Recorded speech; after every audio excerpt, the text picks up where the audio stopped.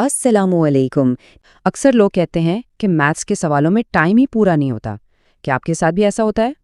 तो असल game changer सिर्फ सवाल हल करना नहीं, बल्कि उन शॉर्टकट्स को सीखना है जो हर सवाल पर आपके कीमती सेकंड्स बचाते हैं। यही वो राज है जो आपको दूसरों से आगे निकाल देगा। ठीक है, तो चलिए शुरू करते हैं। सबसे पहले हम अलजेब्रा और नंबर्स से जुड़े कुछ सवालों की आसान ट्रिक्स देखेंगे। चलिए ये सवाल देखते हैं। दिया गया है कि x स्क्वायर प्लस 1/x² बराबर है 7 के, और हमें मालूम करना है x प्लस 1/x। अब देखिए, इसे आम तरीके से हल करना काफ़ी लंबा हो सकता है, लेकिन इसकी एक बहुत ही सिंपल सी ट्रिक है। तो ट्रिक ये है, जब भी x स्क्वायर प्लस 1/x² की कोई वैल्यू n दी हो, तो x प्लस 1/x हमेशा n प्लस 2 के स्क्वायर रूट के बराबर होगा। हमारे सवाल में n की वैल्यू 7 है, तो बस 7 में 2 जमा करें, ये बन गया 9, और 9 का स्क्वायर रूट लें तो जवाब आता है 3। देखा, कितना आसान था। अच्छा, ये सवाल देखने में थोड़ा पेचीदा लगता है, लेकिन इसमें एक छोटी सी चीज़ छुपी हुई है। अगर आप गौर करें तो 6 सही 3/15 में 3/15 को हम आसान करके 1/5 लिख सकते हैं। तो अब हमारे पास है 3 सही 1/5 और -6 सही 1/5। इससे 1/5 वाला हिस्सा तो आपस में कैंसिल हो गया। अब सिर्फ सही अदद बच गए। 3 जमा 13 जो हुआ 16, और उसमें से 6 निकाल दें तो बचा 10। आखिर में जो 1/9 बच गया था उसे लगा दें। जवाब है 10 सही 1/9। अब इतनी बड़ी पावर देखकर घबराना नहीं है। इतना बड़ा नंबर कैलकुलेट करने की जरूरत ही नहीं। ट्रिक ये है कि बेस यानी 120 को 7 से तकसीम करके रिमाइंडर यानी बाकी मालूम कर ले। बाकी बचता है 1, और 1 की पावर कुछ भी हो, चाहे 188 ही क्यों ना हो, जवाब हमेशा 1 ही रहता है। यहाँ देखिए, ये इतने सारे डेसिमल्स देखकर लगता है कि ये बहुत मुश्किल होगा, लेकिन असल में ये एक स्टैंडर्ड अलजेब्रिक फार्मूला है। ये a³ प्लस b³ वाला फार्मूला है, जो a प्लस b के बराबर होता है जब उसे a² plus b² minus ab से डिवाइड किया जाए।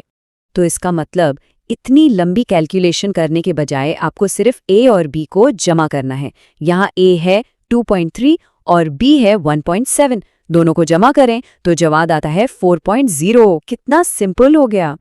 अच्छा, रिमाइंडर थ्योरम का इस्तेमाल करते हुए जब भी आपको x प्लस 1 से डिवाइड करना हो, तो शॉर्टकट ये है कि बस एक्सप्रेशन में x की जगह -1 डाल दें।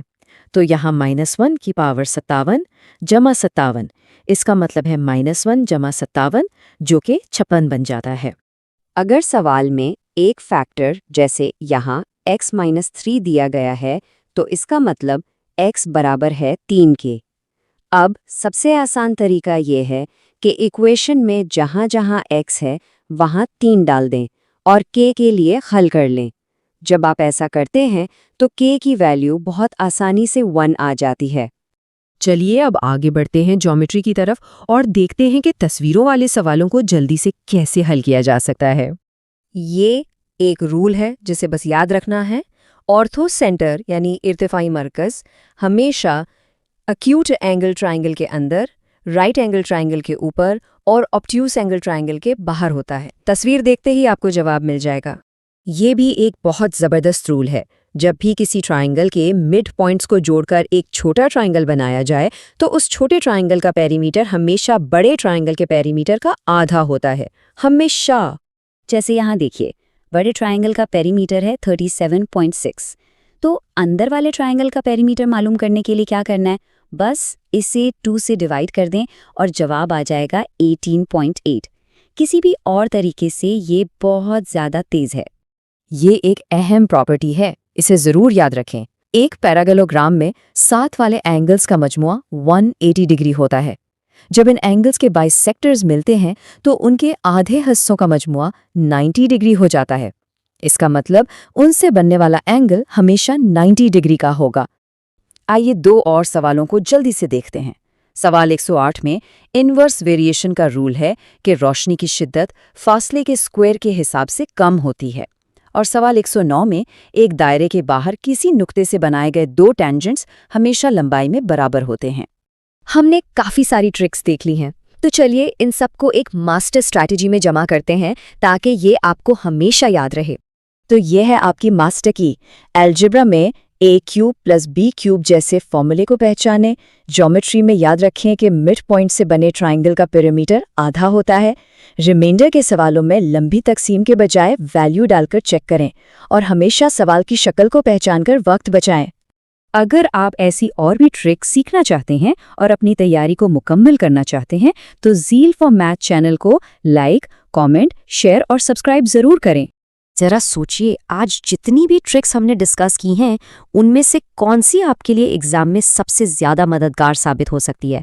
इसे अपनी प्रैक्टिस का हिस्सा बनाएं। आप सबके लिए बहुत सी नेक ख्वाहिशात। अल्लाह हाफिज़।